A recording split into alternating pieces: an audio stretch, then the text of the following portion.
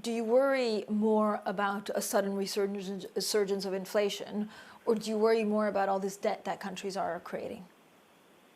You know, you mentioned inflation. Of course, these trade barriers could create inflation and shortage economics in some of the sectors. That's one channel. The other channel is, of course, the excess debt monetization. Could that create some monetary inflation? And the third channel of worry is, of course, the wage price loop and the idea that because of unemployment, you massively have an increase in wages and inflation and this risk of stagflation.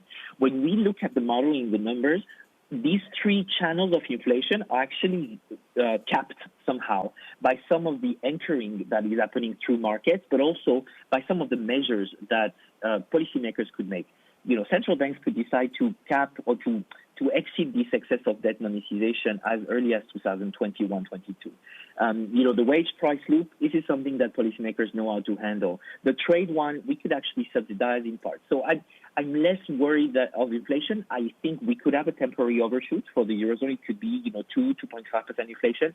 But some people that compare the situation with the 1914 or 1918 of the last century, I don't believe we're going to have hyperinflation because for what we can see, the mechanisms of inflation and the drivers of inflation are actually somehow subdued and have been subdued for quite some time because you see inflation in asset prices, you see inflation in food, so they stay circumscribed to some sectors. So I'm not worried.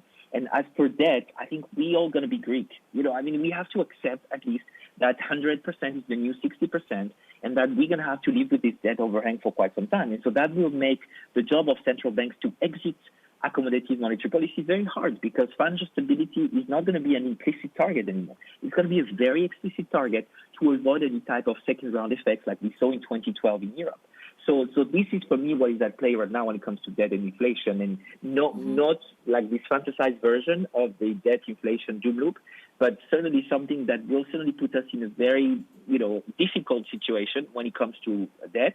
But on inflation, I'm less worried than the average, I would say.